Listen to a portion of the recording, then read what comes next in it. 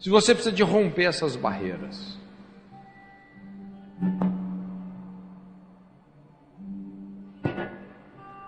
Se você quer deixar Deus chegar nesse ponto da dor, que é o mesmo ponto da cura na sua vida, enfrentar o que você tem que enfrentar. Eu quero orar com você. Sai do seu lugar, vem aqui na frente. Eu quero fazer uma oração com você. Vai ser muito significativo esse altar para Deus.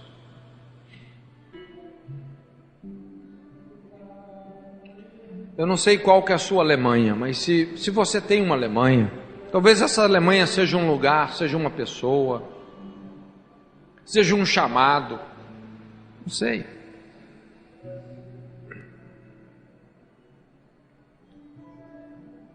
Deixa o Espírito Santo te vencer.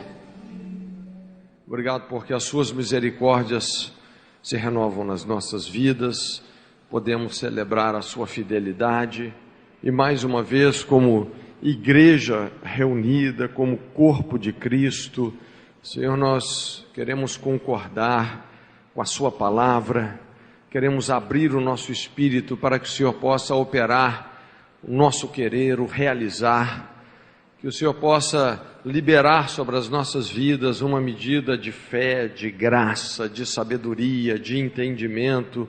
Senhor, abre os olhos do nosso entendimento, tira toda a venda dos nossos olhos, tira todo o tapume dos nossos ouvidos, todo o entenebrecimento da nossa mente, toda a pedra do nosso coração. Senhor, que sejamos totalmente sensíveis àquilo que o Senhor quer realizar nas nossas vidas.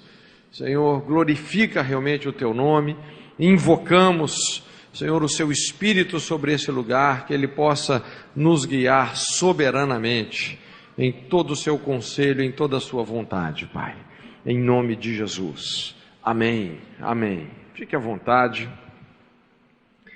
Irmãos, nós estamos caminhando nesse versículo.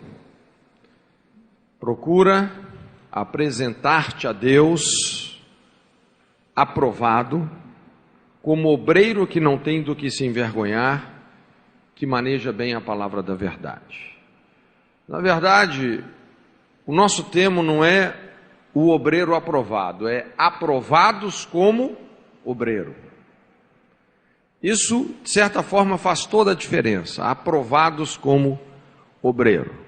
Antes de sermos obreiros, antes de nos dispormos a desempenhar qualquer projeto que seja para Deus, nós precisamos de ter as nossas motivações alinhadas com o Espírito de Cristo, precisamos de estar correspondendo diante de Deus com as suas provas, com os seus confrontos, com a sua correção, com o seu tratamento, não é?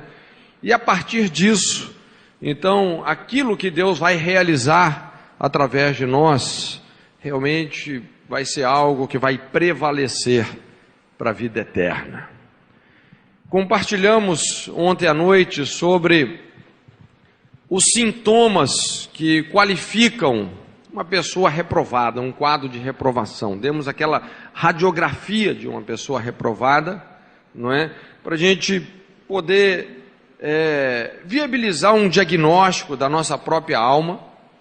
Muito importante essa sinceridade, essa abertura de coração diante de Deus, porque na verdade tudo que Deus espera de nós é que nós nos desarmemos diante dele. E muitos de nós estamos querendo provar para Deus as nossas habilidades, a nossa capacidade, não é? Que nós conseguimos, mas tudo que Deus espera de nós é o nosso quebrantamento, é que nós possamos realmente entender a verdade, nos enxergarmos como Deus nos enxerga. Esse é o ponto de partida para uma transformação que vai causar efeitos poderosos na nossa vida. Então nós falamos sobre esses sintomas de uma vida reprovada, e agora de manhã eu quero fazer um fechamento, de certa forma, um apanhado de tudo que nós já falamos até aqui, mas de uma outra forma. Então nós vamos compartilhar sobre 3 princípios que nós podemos acionar nas nossas vidas, obviamente de acordo com as nossas escolhas. Uma das coisas mais lindas em Deus é que Deus nos criou livres. Então nós somos livres para determinar qual será o nosso destino. Deus, Ele construiu um plano para cada um de nós, mas Ele não obriga ninguém a obedecer esse plano. Muito pelo contrário, não é? Nós somos livres até mesmo para dar as costas para Deus. Somos livres para isso. Deus não impõe a vontade dele sobre ninguém. Quem ama, respeita. Lógico que quando nós damos as nossas costas para Deus, o coração de Deus sofre com isso, não é? Deus não fez o inferno para o homem, Deus fez o inferno para Satanás e os seus anjos, é o que a Bíblia fala. Jesus disse isso em Mateus. Então, quando uma pessoa toma o rumo do inferno, não é Deus que está destinando essa pessoa a isso, mas a pessoa está indo com as próprias pernas. Existe uma linha de ação que diz o seguinte, que realmente toda batalha é travada no campo dos pensamentos. Na verdade, é na mente, no campo das ideias, dos pensamentos, é que nós vamos travar realmente a grande batalha da vida. Então, se você semeia um pensamento, você vai colher um feito. Quando você pensa demais em algo, você acaba o quê? Traduzindo aquilo numa atitude. Se você semeia um pensamento, você colhe um feito. Se você semeia um feito, você colhe um hábito. Você constrói um hábito. Fazendo, você constrói um hábito. Se você semeia um hábito, você vai colher um caráter. E se você semeia um caráter, você vai colher um destino. Então existe uma linha de ação que se fundamenta realmente nas nossas escolhas. Não é o que é o caráter, como é que você define o caráter de uma pessoa? É a somatória de todas as escolhas que essa pessoa fez. Isso vai determinar o seu caráter. Caráter e destino são palavras inseparáveis. Inseparáveis. Então, a gente percebe que a palavra de Deus sempre vai estabelecer diante do homem escolhas. Quando a gente pega essa questão de bênção e maldição, na essência é uma escolha. A Bíblia fala, eu coloco diante de vós a bênção e a maldição. Escolhe, pois, a bênção para que vivas tu e a tua descendência. São escolhas. Então eu quero fazer uma abordagem em cima de 3 princípios que nós podemos acionar nas nossas vidas de acordo com as nossas escolhas. O primeiro princípio que nós vamos falar é o princípio da desaprovação. A desaprovação. Aquilo que nós falamos, irmãos, são 2 conceitos. O conceito de aceitação e de aprovação. O conceito da aceitação, ele está ligado intrinsecamente ao ser humano. Deus nos ama, nos aceita incondicionalmente. Você pode ser a pior pessoa da face da terra, Deus te ama. Ele te aceita como pessoa pelo valor intrínseco que você tem. Agora, a aprovação está ligada ao nosso comportamento, às nossas escolhas. A aprovação é condicional. Então, muitas vezes Deus, apesar de nos aceitar, de não nos rejeitar, Ele pode nos desaprovar. Então, o primeiro princípio que nós vamos falar, o princípio da desaprovação, é o princípio de colher que semeamos. Nós vamos falar sobre isso. O segundo princípio, nós vamos falar sobre a reprovação crônica, aquele conceito da derrota. A reprovação crônica é o princípio de dar voltas em círculos na vida. E tem muita gente dando volta em círculo na vida, não é? Remando com um remo só, né? E o terceiro princípio que nós vamos falar é o princípio da aprovação, que é o princípio de nos submetermos ao tratamento de Deus, à correção divina. 3 princípios. Então, o primeiro princípio é esse princípio da desaprovação, é o princípio de colher aquilo que nós semeamos. Gálatas 6, 7, a Bíblia fala assim: porque de Deus não se zomba. Tudo aquilo que o homem semear, isto ele ceifará. Aquele que semeia na carne, da carne ceifará corrupção. Mas aquele que semeia no Espírito, do Espírito ceifará vida e paz. Irmãos, se nós semeamos na carne, da carne como um atestado da desaprovação, nós vamos colher corrupção, tribulação e angústia sobre a alma de todo aquele que pratica o mal. É isso que Paulo fala em Romanos. De Deus não se zomba. Semear é uma escolha, colher é uma obrigação. E você sempre colhe de acordo com a natureza da semente que você plantou. Isso é uma lei. Ninguém escapa de colher o que semeou. Ninguém escapa. Quando nós semeamos na carne, irmãos, de Deus não se escarnece.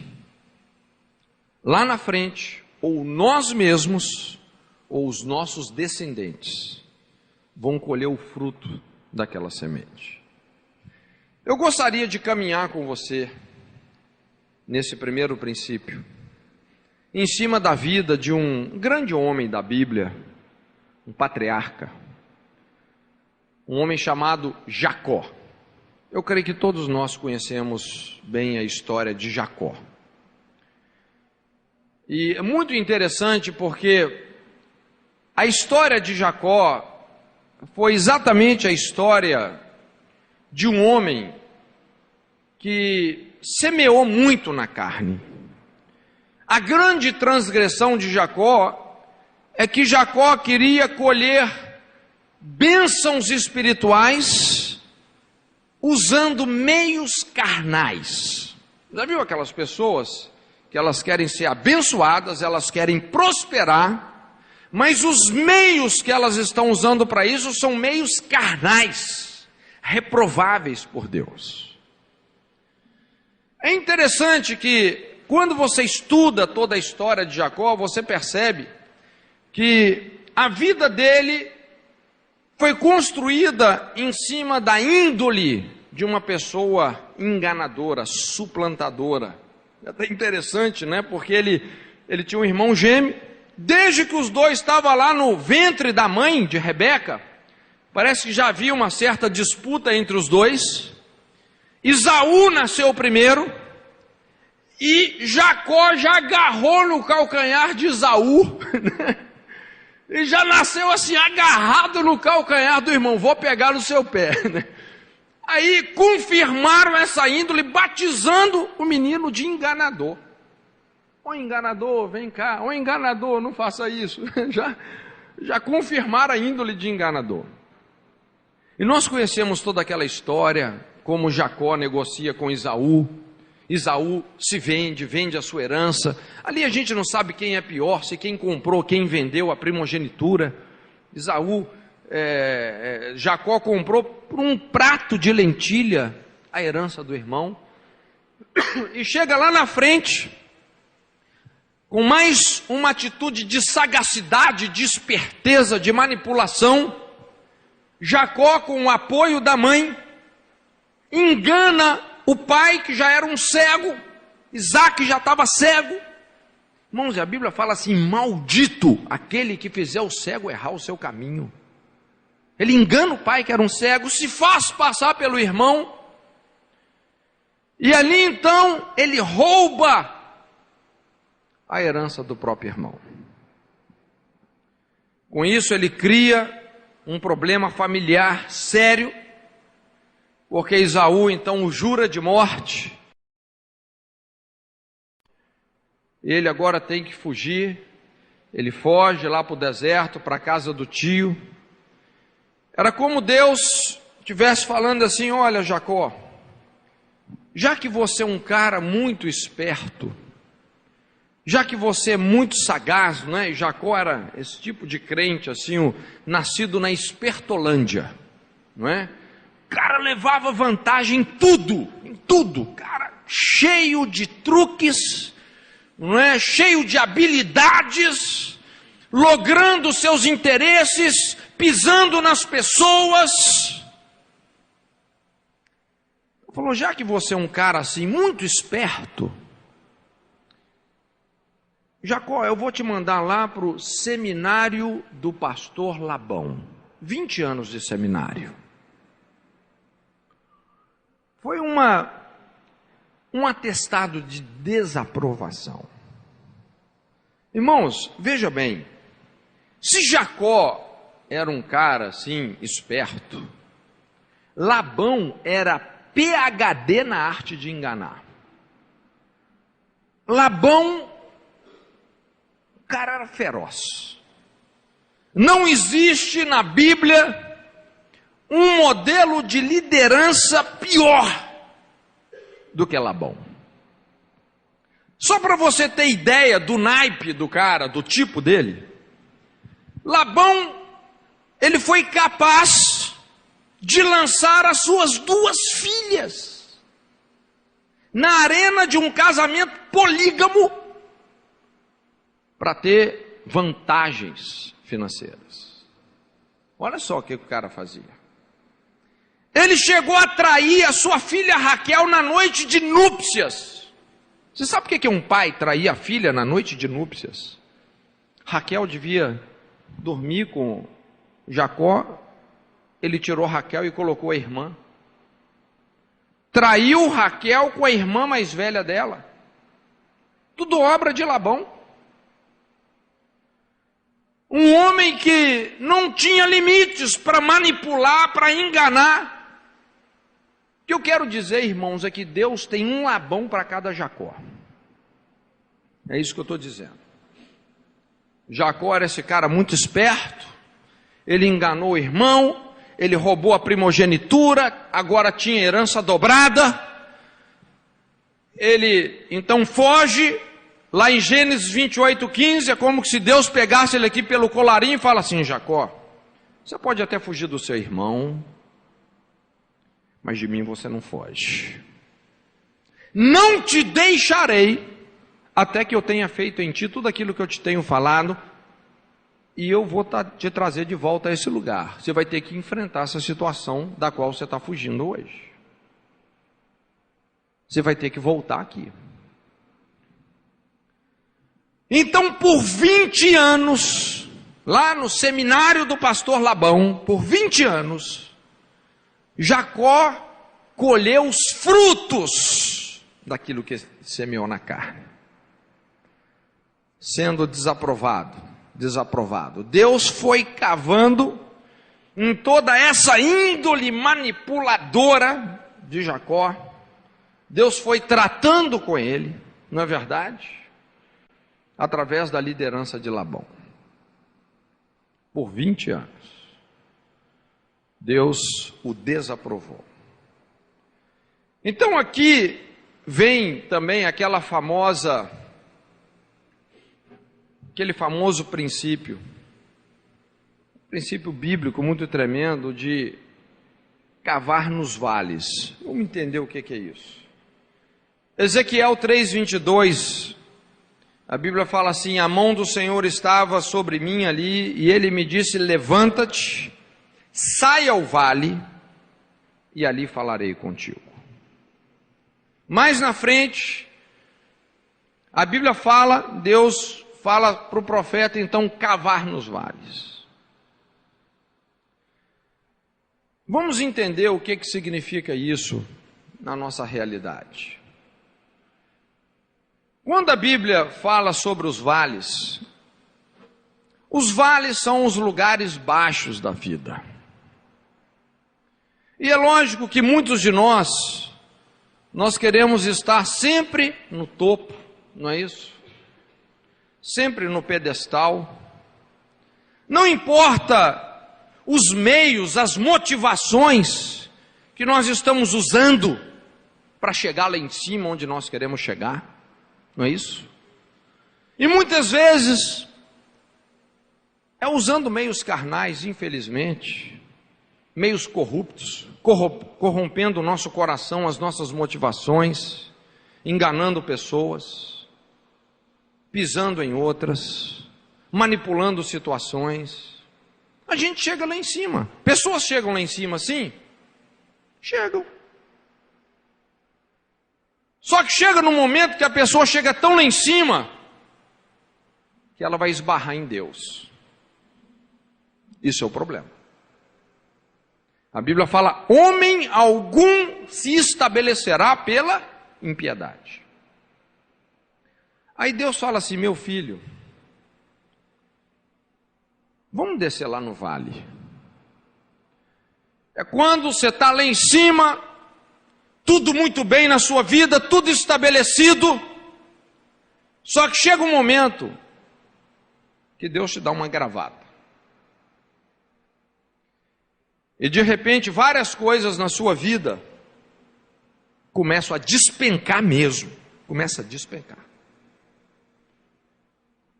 Aí quando você vê, você está lá embaixo. Você está no vale. Aí você fala: Senhor, mas eu sou teu servo, eu sou teu filho. Por que eu estou descendo tanto? Por que eu estou aqui embaixo nessa situação agora, Senhor? Aí ele fala: não, meu filho, você não está entendendo. Você ainda nem começou a descer. Eu trouxe aqui para você cavar. Cava nesse vale aí onde você está. Senhor, mas não tem como eu descer mais. Tem sim, é só você cavar.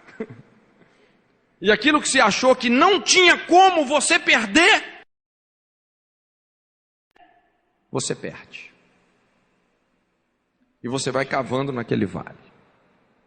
E quando você cava no vale, é lógico que a situação vai ficando cada vez mais perplexa, porque você se vê cada vez mais dentro de um buraco. E quando você está dentro de um buraco, você só tem um ângulo de visão, que é olhar para cima. E quando você olha para cima, Deus fala: meu filho, cava um pouco mais. É quando Deus começa a trabalhar na nossa infraestrutura, nas nossas motivações corrompidas, nessas trincas do nosso caráter, as distorções da nossa personalidade, aquele ciclo interno de reprovação. Então, de repente, aquilo que você falou: não, agora não tem mais jeito de piorar. De repente, algo despenca na sua cabeça. Você vai cavando, cavando, cavando. Até que de repente, você chega naquele famoso bueiro da alma. Já ouviu falar no bueiro da alma? Quando Deus realmente descortina o seu coração para você mesmo. Quando você toma um susto com você mesmo. Quando você chega nesse bueiro da alma, você tira a tampa, aí aquelas reações, começa a sair tudo lá de dentro. Escorpião, jararaca, cobra coral, tudo evangélico, é lógico. Começa a sair tudo lá de dentro, lagartixa. Senhor, mas eu não sabia que isso tudo estava dentro de mim. É, meu filho, você está vendo por que é importante você descer? Você está vendo o que estava dentro de você? E aí é quando você começa a ter uma perspectiva melhor do tratamento de Deus. E Deus fala: meu filho, continua cavando. Senhor, mas não tem mais jeito.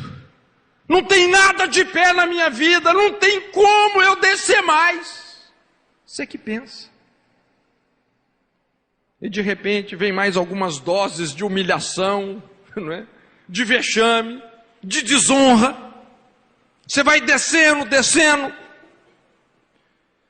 até que chega num ponto que você fala assim: Senhor, amém. Eu desço o tanto que o Senhor quiser. Eu desço. Eu estou disposto a chegar nesse ponto que eu não queria chegar. Eu volto lá onde eu tenho que voltar. Eu quero realmente humilhar o meu coração. Eu quero enfrentar essa dor, essa vergonha, essa culpa que eu me recusava a enfrentar. Eu desço até onde o Senhor quiser que eu desça. Deus então dobra o nosso espírito. E de repente você continua então cavando, porque agora você mesmo entende a necessidade de ir até o fundo dessas raízes que estavam sustentando todo aquele comportamento altivo. E você continua cavando, cavando, até que de repente você observa algo lá no fundo desse buraco da sua alma. Você observa algo se mexendo, algo fluindo. São as águas de Deus. Você chegou nas águas. E aquelas águas então começam a encher todo esse buraco no vale. As próprias águas te tiram desse buraco. Enchem o buraco. E elas enchem todo aquele vale. As próprias águas tiram você do vale. E agora, todo aquele vale, toda aquela depressão da sua alma, se transforma num manancial, cujas águas nunca faltam. A sua alma se transforma num jardim regado. E muita gente vai se alimentar desse manancial. Muita gente. O que eu quero que você entenda é que as águas do verdadeiro avivamento, elas não vêm de cima, elas vêm de baixo, lá de baixo. Pessoas que cavaram, desceram, desceram, desceram, até o ponto da dor, de enfrentar as suas vergonhas, as suas mazelas, as suas reprovações. Desceram até esse ponto onde encontraram as águas de Deus. E essas águas vão começar a construir mananciais, transformar a sua alma num jardim regado, um manancial cujas águas nunca faltam. Esse é o princípio do avivamento que perdura, sustentável. Não é só uma chuva que caiu, é um manancial estabelecido na sua vida. Quando a gente olha para a vida de Jacó, como eu disse, era esse cara esperto. Falou: já que você é muito esperto, Jacó, eu vou te mandar lá para a casa de Labão. Esse líder, PhD na arte de enganar e manipular. Irmãos, se você acha que o seu líder é muito problemático, na verdade ele só é um espelho para você se enxergar. Deus sabe como tirar o Labão que está dentro de nós. Entende? Como eu disse, Deus tem um Labão para cada Jacó. Então Deus mandou ele lá para o vale. Jacó conseguiu o que ele queria, manipulando agora, tinha herança do irmão, era o primogênito, o herdeiro da promessa da linhagem do Messias. Então Deus falou, olha, desse jeito não vai dar para ser, Jacó. Vamos descer no vale. E realmente ele foi para esse vale, o seminário do pastor Labão, o vale de Jacó. E nesse vale, Deus falou com ele assim, Jacó, meu filho, eu sei que aqui está difícil, mas ainda nem começou o meu tratamento. Vamos cavar nesse vale. E o que acontece? Jacó se apaixona por Raquel. Olha onde é que Deus pegou o cara. Nos sentimentos. E Labão fala assim, olha Jacó, esse negócio aí de casar com a minha filha tem um certo dote. E ele colocou um dote exorbitante, 7 anos de trabalho. E por 7 anos, Jacó cavou naquele deserto, naquele vale. Ele cavou, 7 anos de trabalho. Quando chega então no dia do casamento, na noite de núpcias, Labão fala assim, olha Jacó, aqui nós temos um costume. Você não pode casar com a mais nova sem ter levado a mais velha primeiro. Então, você vai ficar com Lia. Agora, para você ter Raquel, você vai ter que ter mais 7 anos de trabalho. Olha o enganador sendo enganado. Olha o esperto sendo vítima do seu jogo. Mais 7 anos. Então, por mais 7 anos, veio o pesadelo da vida de Jacó. Trabalhando, cavando naquele vale. 14 anos cavando no vale. Finalmente, ele pode ter a mulher que ele realmente amava, que era Raquel. 14 anos de trabalho. Depois desses 14 anos, cavando no vale, depois de 14 anos, trabalhando sem ganhar um centavo, apenas para pagar o dote das esposas, Labão fala assim, olha Jacó, eu vou te dar um salário agora, você vai ter um salário, fica aqui e tal, você cuida muito bem de tudo. E Labão falou assim, tá vendo aquelas ovelhas ali, aquelas que estão meio doentes, meio mirradas, aquelas são é o seu salário agora. Jacó, coitado, não é? Nunca teve nada na vida, 14 anos trabalhando sem ganhar um centavo, de graça. Às vezes eu falo assim, eu acho que Jacó era jocumeiro, né? 14 anos sem salário. Aí agora ele vai ter o saláriozinho dele, então ele fica todo alegre. Ele pega aquelas ovelhas que eram as piores do rebanho, e aqui Deus começa a abençoar Jacó. Aquelas ovelhas que eram fracas, começam a se transformar nas mais fortes.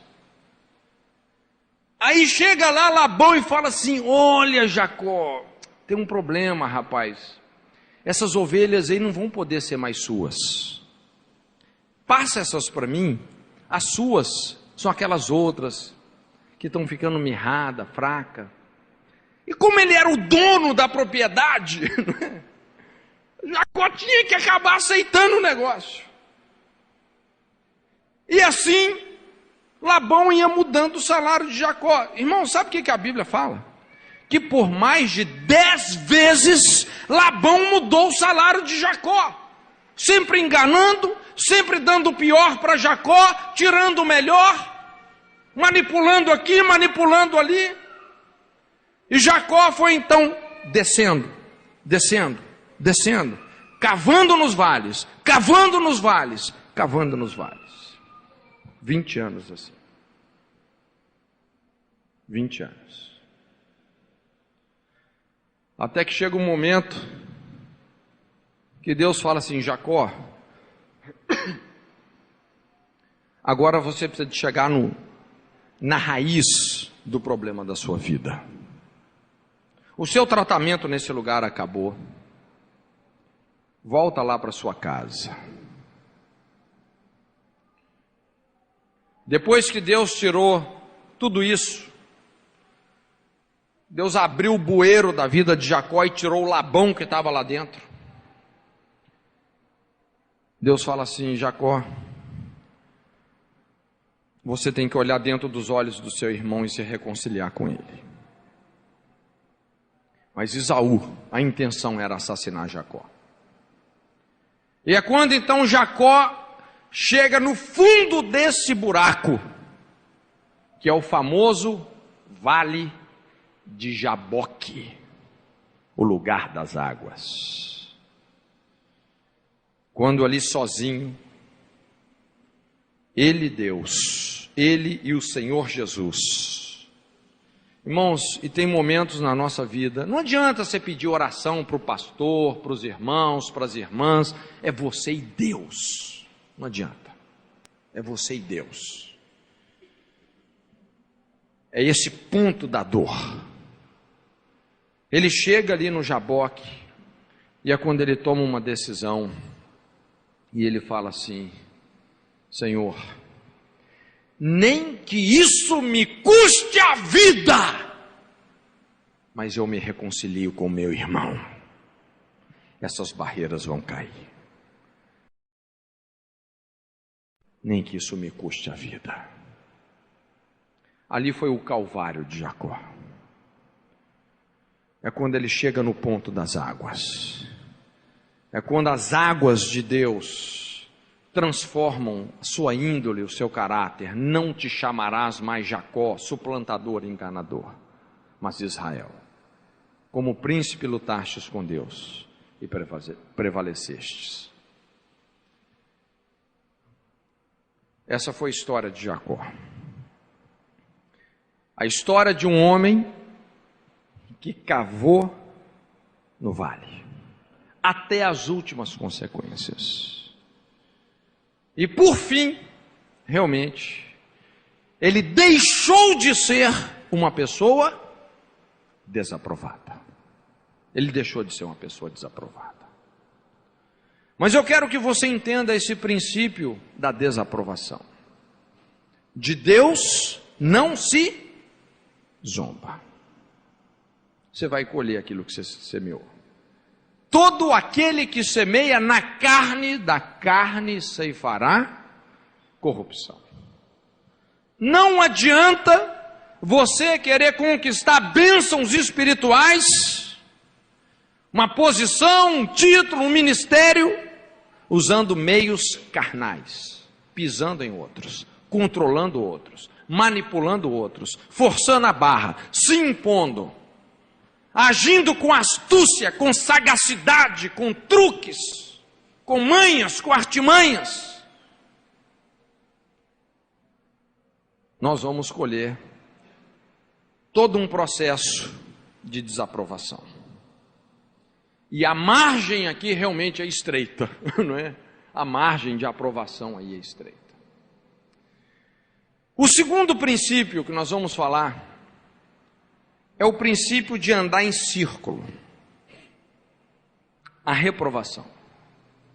Como nós vimos aí no exemplo de Jacó, a desaprovação, além de nos levar a colher o que nós semeamos, pode nos conduzir a uma situação ainda mais grave, que é a reprovação crônica, aquele quadro de derrota. E isso, na verdade, foi o que ocorreu com o povo de Israel, ali no deserto. Todos nós sabemos como Deus libertou o povo de Israel do Egito, com mão forte, braço estendido, sinais, prodígios e maravilhas. Como Deus julgou todos os falsos deuses do Egito, desde o rio Nilo, que era adorado como Deus, até a morte, que era cultuada. Deus foi julgando e humilhando cada um dos deuses do Egito. Foi uma guerra espiritual devastadora. E dessa forma, então, Deus libertou o povo de Israel. A primeira prova para o povo de Israel foi o deserto. E ali no deserto, muitas coisas começaram a acontecer. Porque depois de 430 anos vivendo como escravos no Egito, gente, isso não é simples. A questão não era só tirar o povo do Egito, mas era tratar com essa mentalidade de escravidão que foi implantada durante todo esse tempo. De sempre olhar para o líder como uma ameaça. Eles olhavam para Deus como se fosse um faraó, um homem de coração endurecido. E você lidar com essa dureza, com essas rebeliões, não é fácil. Então Deus falou: vou levar pelo caminho do deserto. Eu vou deixar esse povo passar fome no deserto. Porque eu quero saber o que está no coração deles. Se eles vão guardar ou não os meus mandamentos. Deuteronômio capítulo 8. E Deus começa a provar o povo. Se você já estudou o livro de Números na Bíblia, é impressionante. Como que o povo no deserto, ele vai em direção à terra prometida, mas de círculo em círculo de reprovação. Cada prova que Deus o submetia, eles simplesmente entornavam a sopa, né? Uma hora se rebelavam contra a liderança de Moisés, outra hora reclamavam porque não tinha carne, reclamavam porque não tinha água, reclamavam de Arão, queriam também ser sacerdotes como Arão era, como a casa de Arão era, ficavam se lembrando lá das cebolas, das carnes do Egito. Foram caminhando de ciclo de reprovação em ciclo de reprovação, ali no deserto. Até que, ao final de 2 anos, eles chegam então na fronteira da terra prometida. E quando eles chegam nessa terra que Deus havia prometido, terra que mana leite e mel, são elegidos 12 espias para olhar aquela terra. Essa terra é uma tipologia daquela vida abundante que Deus tem para cada um de nós. São elegidos 12 espias. Não eram homens quaisquer, eram homens de alta patente. Eram os líderes das tribos, das 12 tribos, cada um era príncipe de uma das tribos de Israel. E esses 12 líderes são enviados como espias. E quando eles chegam na terra prometida, e eles começam a olhar para os habitantes que estavam ali, cidades fortificadas, com grandes fortalezas, muros elevados até os céus, como Jericó. Estavam lá os ascendentes de Golias, os filhos de Enaque, os carinha de 3, 4 metros de altura, com 6 dedos em cada mão. E eles começaram a olhar para todas essas dificuldades, e eles não creram em Deus. Eles acreditaram no inimigo. Eles creram no inimigo. Eles não creram em Deus. E 10 desses 12 espias Eles voltam então com o coração derretido, vencido. E eles também corrompem o coração de todo o povo. E ali foi uma situação trágica. Deuteronômio 1:40 é quando Deus fala assim: olha, a partir desta derrota, porque vocês infamaram essa terra, volta agora pelo caminho do Mar Vermelho. Lá onde vocês atravessaram, lá no outro extremo, lá perto do Egito, volta para lá. E aí você observa, por 38 anos, essa geração de 21 anos para cima sendo destruída. Deus falou: todos esses que infamaram essa terra, todos de 21 anos para cima, vão morrer no deserto. Vocês não vão entrar lá. Vocês infamaram a terra. Se você observar a jornada dos filhos de Israel no deserto, normalmente na nossa Bíblia, lá nas últimas páginas, tem aqueles mapas.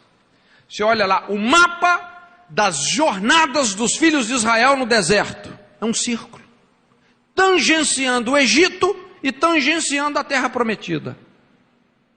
E essa é a vida de muita gente que está no deserto por aí. Uma hora o cara está pertinho da promessa, outra hora ele está lá no Egito, andando em círculo.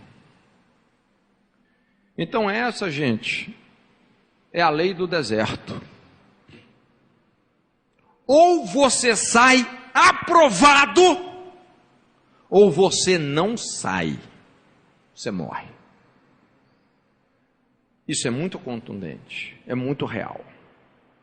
De mais de 3 milhões de pessoas, só 2 entraram na terra prometida. Só 2. Josué e Caleb. Só 2. Esses que souberam acionar essa outra lei, onde a gente fala que o deserto é o seminário da geração Josué e Caleb. Toda aquela geração foram andando de reprovação em reprovação, reprovação em reprovação, reprovação em reprovação, reprovação em reprovação, até que foram destruídos. Irmãos, nós não podemos ignorar isso. Nós não podemos ignorar essa lei. Esse princípio da reprovação crônica. O princípio de andar em círculos no deserto. Essa é a lei do deserto. Ou você sai aprovado, ou você não sai. Você morre. E o terceiro princípio é o princípio da aprovação. O princípio da submissão ao tratamento de Deus. Quando a gente fala sobre aprovação, aprovação é mais do que vencer as provas. É você reverter situações de desaprovação e até de reprovação. Como Jacó fez. Normalmente isso é mais difícil. No reino de Deus, o que conta não é como nós começamos apenas, é muito importante começar bem, mas o que conta é como nós terminamos. Como nos alinhar com a vontade perfeita de Deus. Eu sempre digo assim que Deus sempre tem um plano para aqueles que saem do plano. Não é verdade? Deus sempre tem um plano para aqueles que saem do plano. Deus nunca nos despreza. Ele quer nos realinhar com o propósito eterno dele. E eu quero compartilhar aqui 3 coisas que fizeram de Jacó essa pessoa aprovada. esse princípio da submissão ao tratamento de Deus. O primeiro princípio aqui dentro, então, é o princípio de suportar o tratamento de Deus. De você não buscar uma saída cômoda, fácil, em relação àquele lugar de tratamento que Deus te colocou. Deus te colocou ali. É interessante que, voltando à história de Jacó, Jacó tinha todo esse comportamento impiedoso, carnal, manipulador. Então Deus levou ele para o lugar de tratamento, a casa do oleiro, o seminário do pastor Labão. Ô Jacó, eu vou moldar você. Mas uma coisa que nós temos que tirar o chapéu para Jacó, é que Jacó ficou naquele lugar. Ele suportou aquele tratamento 20 anos. Ele suportou aquele tratamento. Ele não buscou uma saída cômoda, fácil. Não. Ele aguentou firme. Ele ficou naquele lugar. Deus falou: não te deixarei, até que eu tenha feito em ti tudo que eu te tenho falado. E realmente, ele perseverou no lugar do tratamento. Ele não fugiu daquele lugar. Se você observar lá em Gênesis 31, 3, quando Jacó saiu ali de Padã Arã, da casa do tio Labão, ele saiu apenas quando veio uma palavra expressa de Deus para que ele saísse daquele lugar. Enquanto isso, ele ficou. Na verdade, o que se observa é que Jacó, ele não se incomodava mais com Labão. Quando ele saiu de Padã Arã, na verdade não era Jacó que estava chateado. Não, eu já estou chateado demais, eu não aguento mais esse lugar. Não, não foi isso que aconteceu.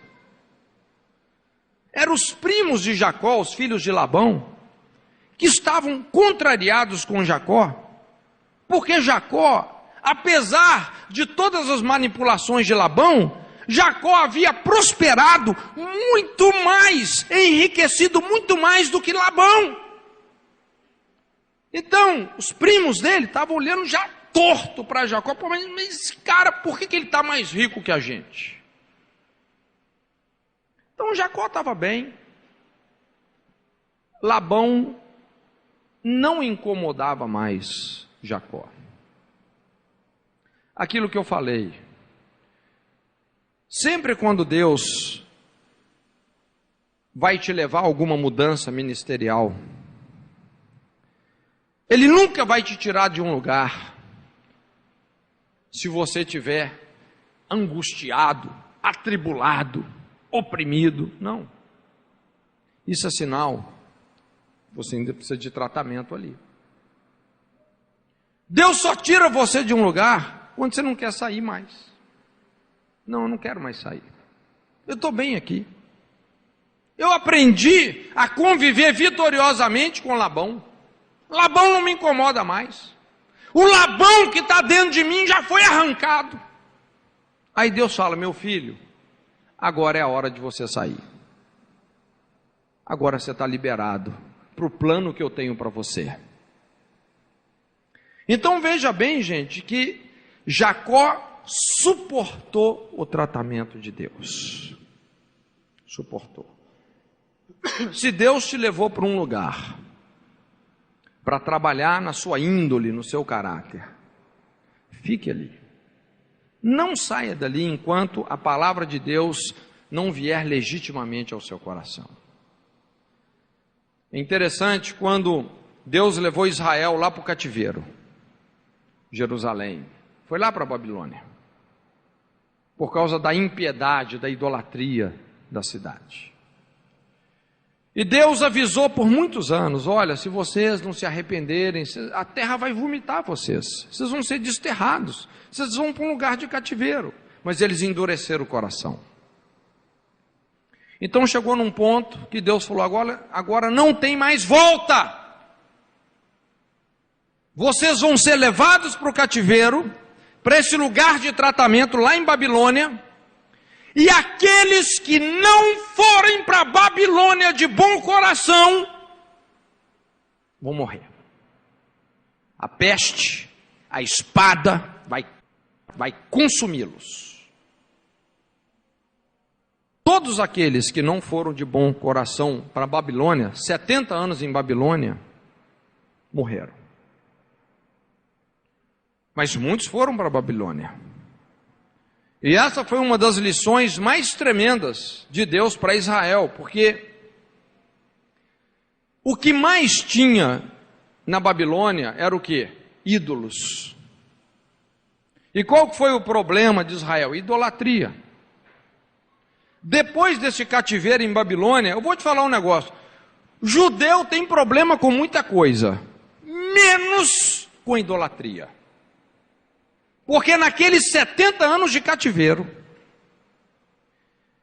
já que vocês querem ir, eu vou colocar vocês na terra. Daí foi tanta idolatria que tinha lá, que Deus arrancou, através do cativeiro, essa tendência à idolatria.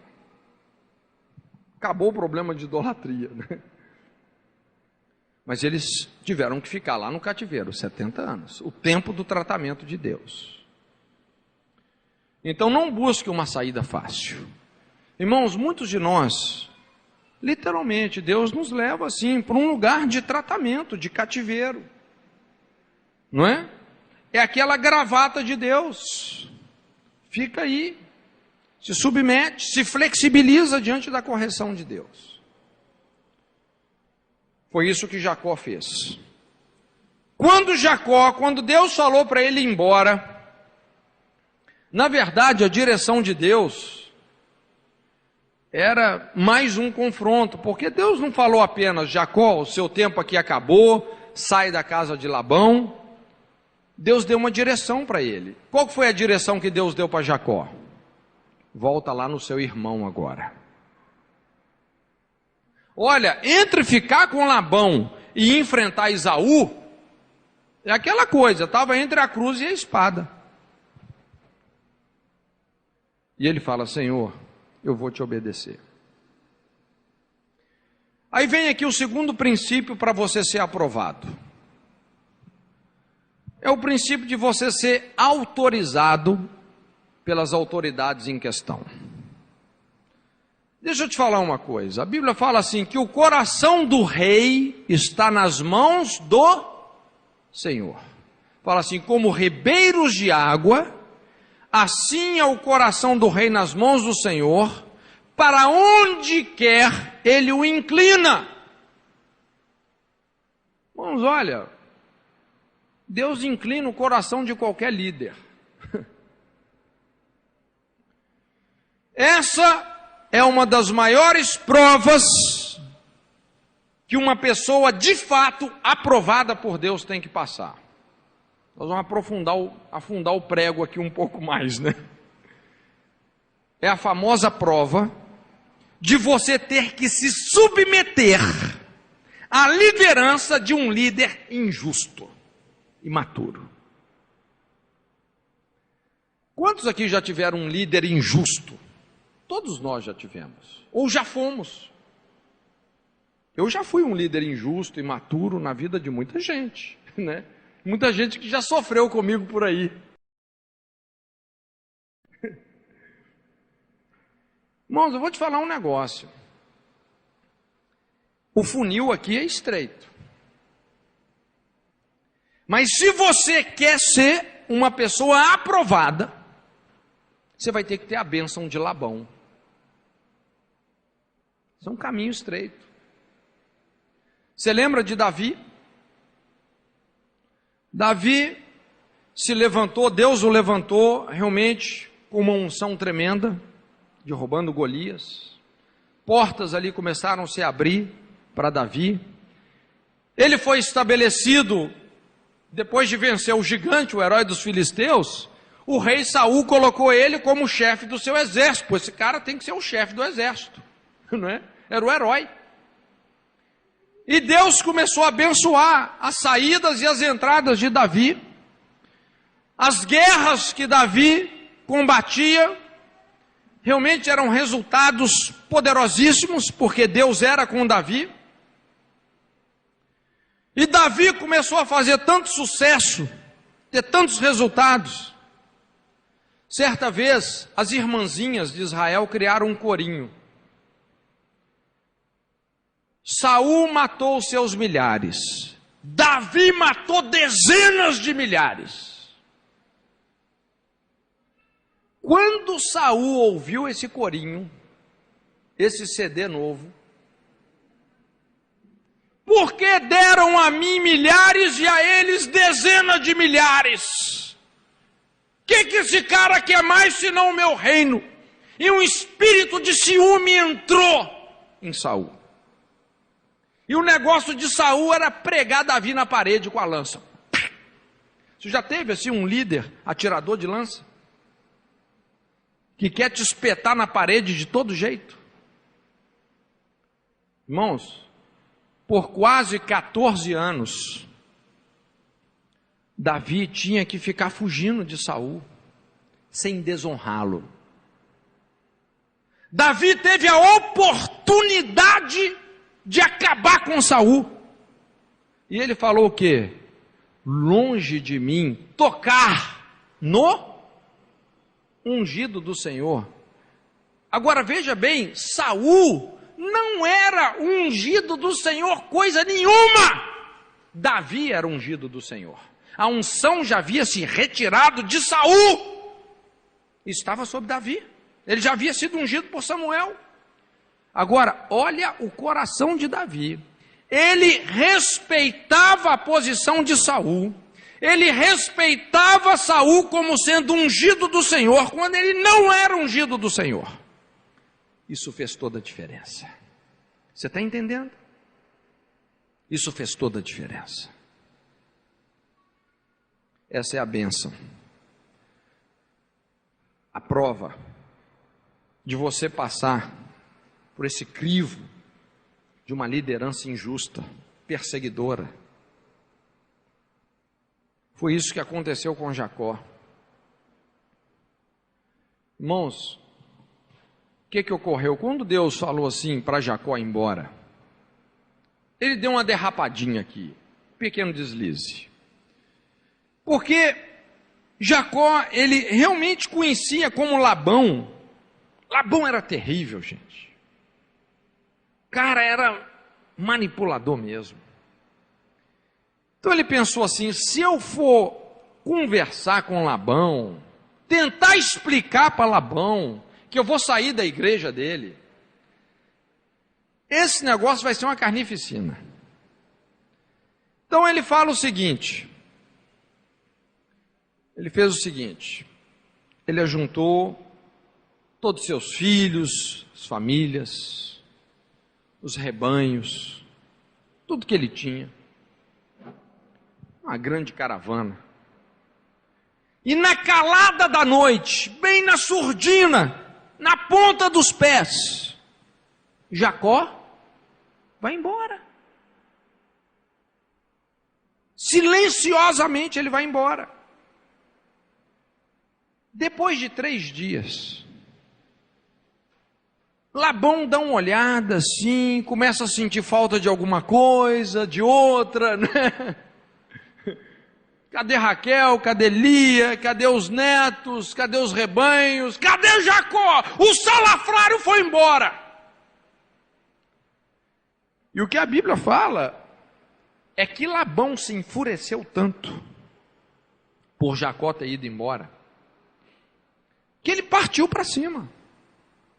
Tanto é que quando ele encontra Jacó, não é, no meio do caminho ali, na verdade, a intenção de Labão era matar Jacó, só que ele teve um sonho. E nesse sonho, Deus pegou Labão aqui e falou assim: encosta o seu dedo em Jacó para você ver o que vai te acontecer. Só encosta. Ele falou: eu só não te mato porque Deus apareceu para mim, não sei o quê. Mas ali eles fazem um pacto de sal, um concerto, uma aliança. E Labão abençoa Jacó. Abençoa. Ele reconhece: Jacó, o Senhor me abençoou por sua causa. É o que Labão fala para Jacó. Deus me abençoou por sua causa. Você está abençoado. Deus não deixou Jacó sair como um fugitivo pela porta dos fundos. Não deixou. Ele teve a bênção de Labão. E com a bênção de Labão, depois disso, onde é que Jacó chega? Ele chega num lugar que ele chamou de Maanaim. Já ouviu falar em Maanaim? O acampamento dos anjos. Jacó tem uma experiência visível com as hostes de Deus, os exércitos, as milícias celestiais. É como se Deus estivesse elevando as suas patentes. Irmãos, quando você tem a bênção de Labão, Deus vai levantar as suas patentes. Deus vai te cercar com exércitos celestiais. Você vai receber poder sobrenatural para você fazer o que você tem que fazer. Agora, quando você sai sem a bênção de Labão, você não passa nessa prova. É perigoso você chegar, em vez de acampamento de anjos, acampamento de demônios. A vida vira um inferno, gente. É terrível. A questão não é o Labão lá fora. A questão é o Labão lá dentro, que está dentro de nós. Que tem que ser arrancado. Entende? A bênção de Labão. A prova de suportar um líder imaturo, injusto, que muitas vezes quer bancar o dono da sua vida, não é? Que quer te controlar, que te persegue. Irmãos, isso faz parte da nossa vida cristã. É assim que a gente cresce, você está entendendo? É o que eu falei. Quando você começa a reclamar muito do líder que você tem, do chefe que você tem, ele só é um espelho que Deus está colocando para você compreender o que está dentro de você mesmo. É uma maneira de te ajudar a discernir o tratamento de Deus na sua vida. Então abra o seu coração. Porque quando o Labão que está dentro de você deixar de ser Labão, né, for arrancado, Deus te tira desse lugar. Entende? É só assim que Ele te tira desse lugar. E o terceiro ponto aqui, o terceiro princípio para você ser aprovado, é essa coragem para obedecer. É a disposição de enfrentar a dor, a vergonha, de ir na raiz do problema. E a raiz do problema, de toda a problemática da vida de Jacó, qual que era? Aquela inimizade com o próprio irmão. Aquilo, irmãos, foi uma ruptura terrível. Havia uma culpa, havia ódio semeado, engano. E agora, Jacó precisava de voltar até Esaú, seu irmão. Era o próximo passo. E tem que ter força moral para isso. Tem que ter coragem para você enfrentar a vergonha, encarar os seus erros do passado, resolver suficientemente, essas tragédias, essas misérias espirituais. Mas ele fala: Senhor, eu vou até o meu irmão. É quando vem a experiência de Peniel, o vale de Jaboque. E a Bíblia fala que naquele vale, quando o anjo se manifestou, na verdade o que dá a entender que era o próprio Jesus, e Jacó se agarra no anjo e fala assim: Senhor, me abençoa, me ajuda, porque eu vou fazer o que eu tenho que fazer. Nem que eu tenha que morrer, nem que isso custe a minha vida, mas eu vou enfrentar o meu irmão. Eu vou me humilhar diante dele. Eu vou resolver essa questão com ele. Eu vou lá. E é nesse ponto então, quando Jacó se rende, quando ele decide: eu vou enfrentar essa dor. E o anjo, com a sua espada, o fere na juntura da sua coxa. E ali o Senhor fala com ele: Jacó, você venceu a luta. Você venceu. Agora sim, você venceu. Talvez ele pensasse: Senhor, mas como é que eu venci? Nem andar mais eu consigo. Estou todo quebrado. Irmãos, mas com Deus é assim: quando você perde, é que você ganha. Quando você é ferido na sua carnalidade, é que você prevalece. Ali foi o Calvário de Jacó, onde ele morreu para os seus medos, para a sua própria vida, onde ele abriu mão de tudo,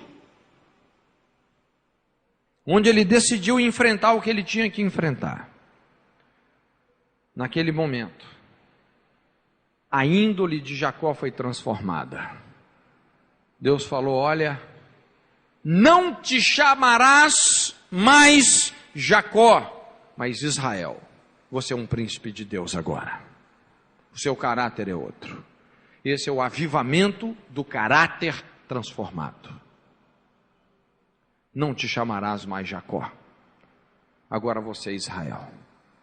A partir de hoje, você deixa de ser uma pessoa e passa a ser uma nação, Israel. Você deixou de ser uma pessoa, você é uma nação agora. Essa índole de enganador foi quebrada. Suas motivações estão corrigidas. Jacó agora era um homem cheio de compaixão, de ternura. Um homem disposto a resolver os problemas. Irmãos, e algo aconteceu ali. Quando o coração de Jacó foi transformado, quando a sua índole foi mudada, algo aconteceu com Esaú. Porque Esaú estava com 400 homens esperando Jacó para uma guerra. Só que quando o Jacó chega até Esaú, Esaú desaba, ele chora, ele o beija, o perdoa. Uma das reconciliações familiares mais tremendas em toda a Bíblia, a reconciliação entre esses dois irmãos. A Bíblia fala assim, que como os ferrolhos de um castelo, como uma cidade forte, é o irmão ofendido. Essas barreiras, esses ferrolhos, caem por terra.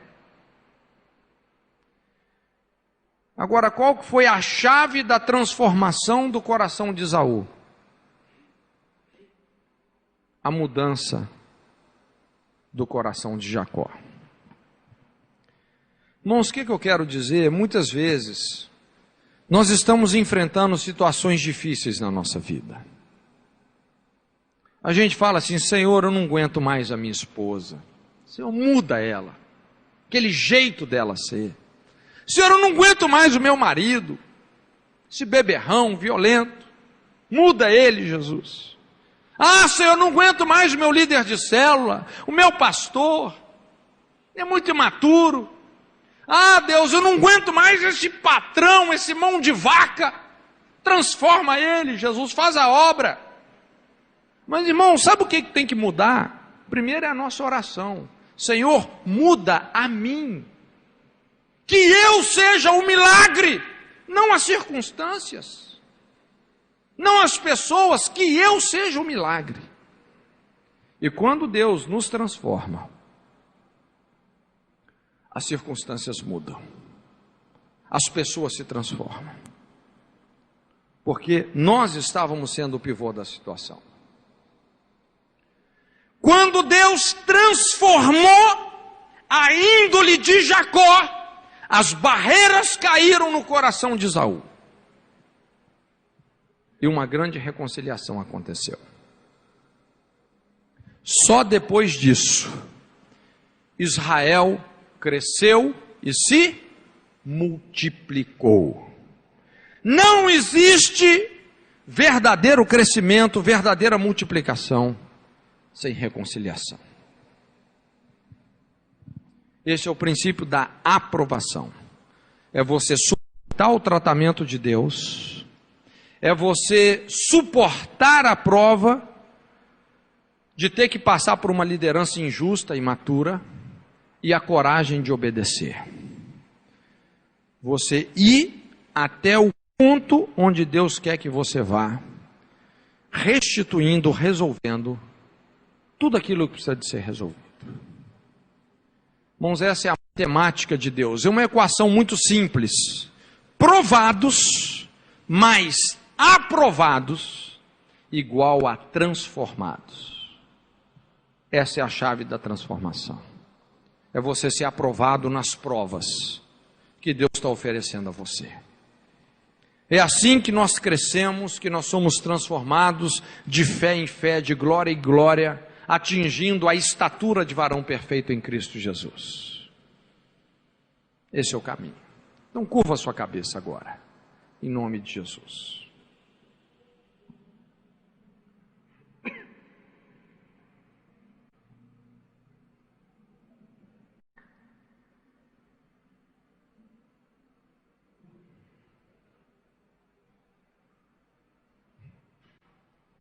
São 3 princípios que nós podemos acionar, ou que nós já estamos acionando nas nossas vidas. Depende das nossas escolhas. A desaprovação, a reprovação crônica ou a aprovação.